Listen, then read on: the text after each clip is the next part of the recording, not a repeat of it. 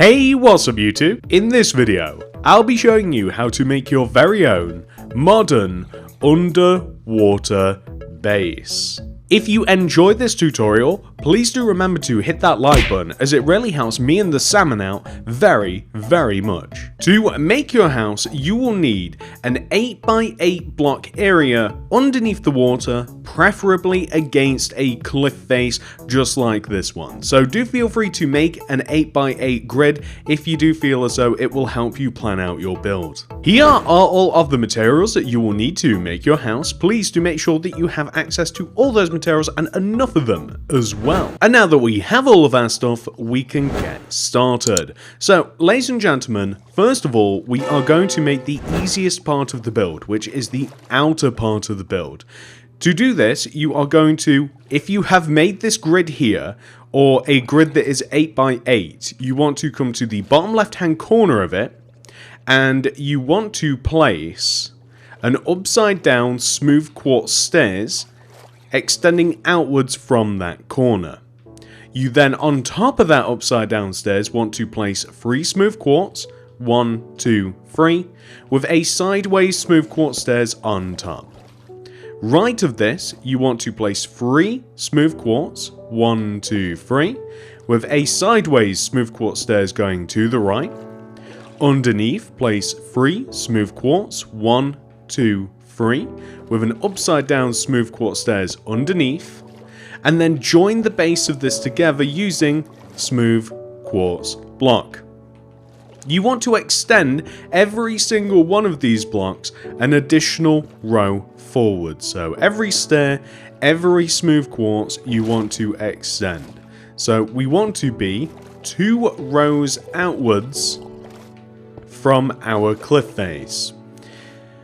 What is important is that we now add the next part of this house, and we are going to come all the way up to the top of our build, and left of where we have the top right hand corner stairs here, so this area here, we want to place 2 smooth quartz blocks extending upwards, smooth quartz stairs on top facing sideways, go right by 3 with the smooth quartz, 1, 2, 3, sideways stairs going right, 3 smooth quartz going down, 1, 2, 3, upside down smooth quartz stairs underneath, extend left using smooth quartz. So there you go, you have the idea for the house now. This is the outer part of it. We now have to make the inside, which is infinitely harder. So it's up to you how much space you want to have inside of your house, but I'm going to start off by digging 5 rows inwards, and I'm first of all going to focus on the lower part of the house, which is this part. So I'm going to dig 1, 2,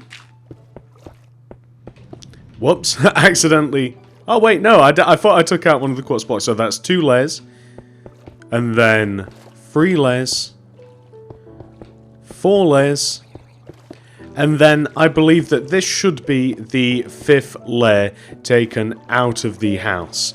Now, it's very dark in here, isn't it? So that's why I've actually bought the sea lanterns. I also have some sponge, just to make things a bit easier, although I think that we're probably going to be fighting a little bit too hard against the ocean. But I'm going to seal up the outer part of the house now with glass.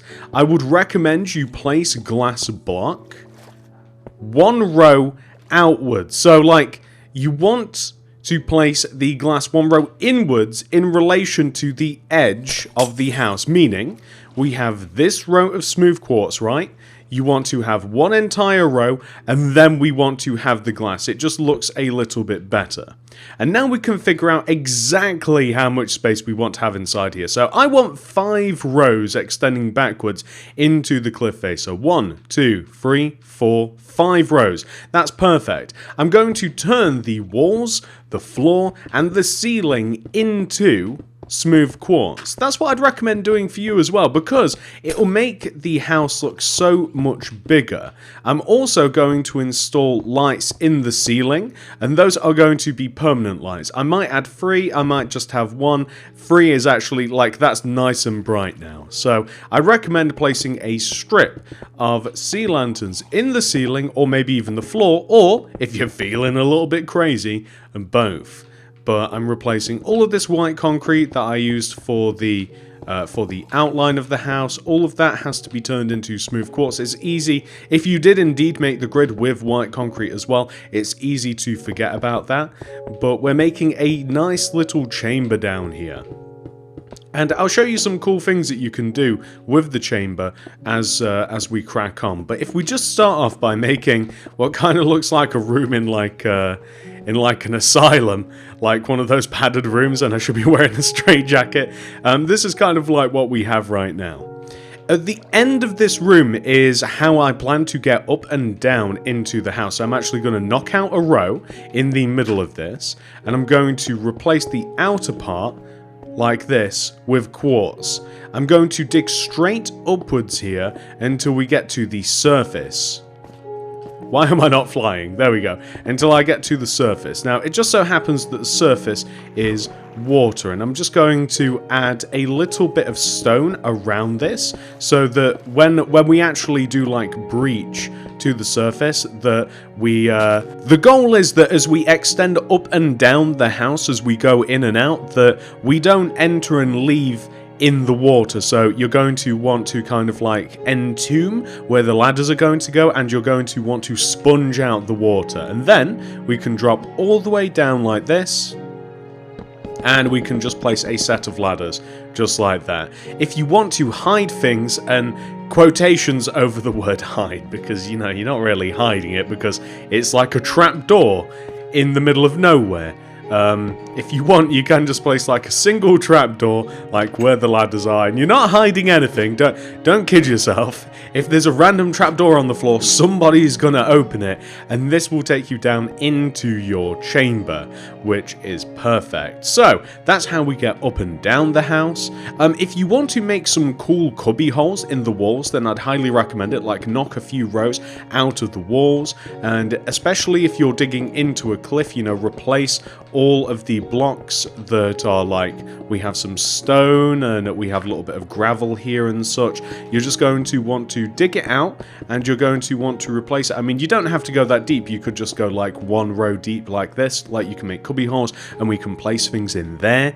I want to make it so that we can also climb into the next part of the house as well. So we've not made it, but the entrance into the next part is going to be in the middle of this first initial chamber. So you can kind of tell where the middle is. We have a row of 5, like the chamber is like 5 rows in depth. So it's the 3rd row, so like 1, 2, 3, and it lines up with the middle of the light. It lines up with this, and it's kind of like cross, like a 90-degree angle. It kind of like lines up with the entrance. So it's quite a visually appealing, and it just feels right that the entrance should be up here. So just essentially the same way that we would get up and down, this is how we are going to get into the next part of the house. But I'm going to leave this part of the house, and I'm going to come back to the outside part, and you can see how good that looks, right? I mean, that looks really cool. So all we've got to do is the exact same thing here as well. So this upper part of the house,